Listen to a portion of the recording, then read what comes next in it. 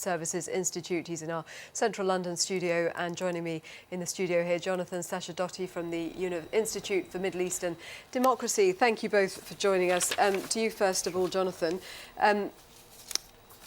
how serious is the situation tonight? I mean, we've seen further retaliation on both sides today. Well, as we reach the end of the second day of the operation, it's a good moment to take stock and see what's happening. And as your report just explained, there appears to be a massing of Israeli soldiers nearby to Gaza in a staging area where they're able to, if they want to, say the word and go in for a boots-on-the-ground operation. That doesn't mean they've decided to do that, and it doesn't mean that it's necessarily imminent, but it does mean that they're keeping the possibility open. And of course, that in itself would be the next stage of this operation. Shashank Joshi, what's your reading? Do you think that Israeli troops are likely to go in on the ground? I think that reading was exactly correct. I think they're probably still unlikely to do so. They are preparing for that eventuality, but actually moving ground forces into Gaza once again would have enormous ramifications. It would be incredibly messy, incredibly complicated. They would bear substantial casualties, and I think the Netanyahu government has absolutely no wish to do so unless there are some really pressing circumstances. Now, this afternoon we did get a taste of what those pressing circumstances could look like. I think we're now seeing missiles for the first time since 1991, during the first Gulf War, fall within range of Tel Aviv. Of course, in 2006, for the first time, rockets fell within range of Haifa. So this is really a progressive change. It's a really big shift in these campaigns. It is an inaccurate rocket. It didn't really hit the center of Tel Aviv.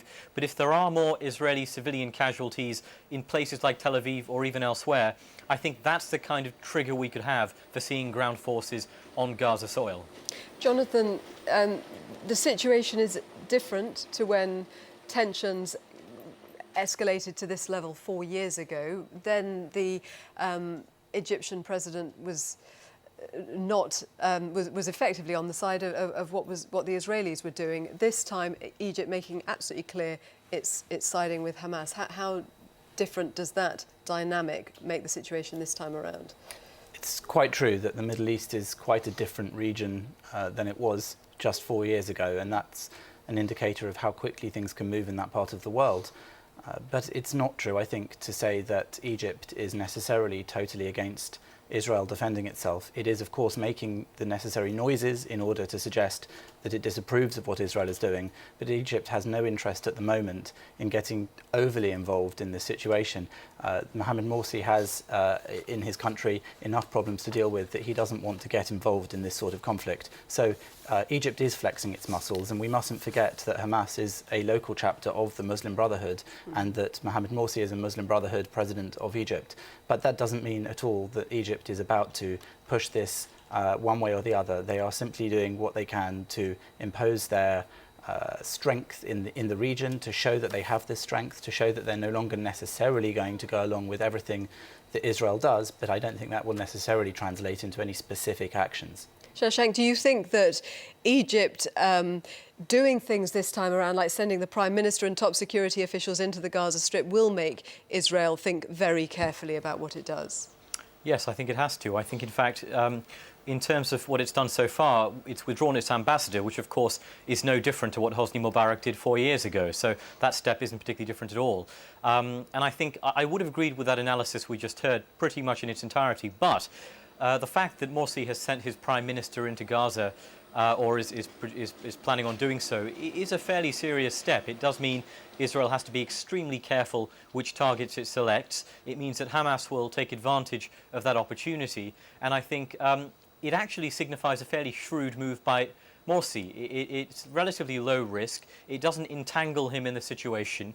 It makes him continue to be relevant. And of course, President Obama said Egypt is a key actor in all of this from the outside. And yet it still applies pressure on Israel and satisfies the demands of some of his constituency that he do far more to pressure Israel. So I think it's a fairly clever move. I still think he probably will be drawn slightly further in. I don't think he can sit back and politically accept not showing a slightly more robust policy in the days ahead. What would you say to that, Jonathan? Well, I think it's absolutely very interesting what Morsi is doing, and I think that Hamas as well has shown what the Israelis call their technique of a double war crime, that they will fire at Israeli civilians, and they'll do so from behind a defence of Palestinian civilians, thus putting two sets of civilians at risk. And I think that it would be very foolish even for Hamas to do the same and fire rockets from behind Egyptian dignitaries. So I think that in that sense it is significant, of course, what Morsi is doing, but I think that to suggest that Israel is at risk of somehow damaging any Egyptian personnel is perhaps pushing it a bit too far, especially as of the deaths that there have been so far in the Gaza Strip, even Hamas themselves readily admit that most of those have been, in fact, terrorist bodies. And so it's quite clear that Israel, while it has been escalating its strikes on the territory, has been doing so in quite a surgical way, and it has been targeting very carefully using extremely good intelligence that it had in order to really maintain a situation where they are claiming that they are still protecting their civilian population from these rockets, whilst minimising to the highest possible degree the number of civilian deaths that they will cause within the territory. Jonathan Sacerdoti and Shashank Joshi, thank you both. Thank you. Some breaking news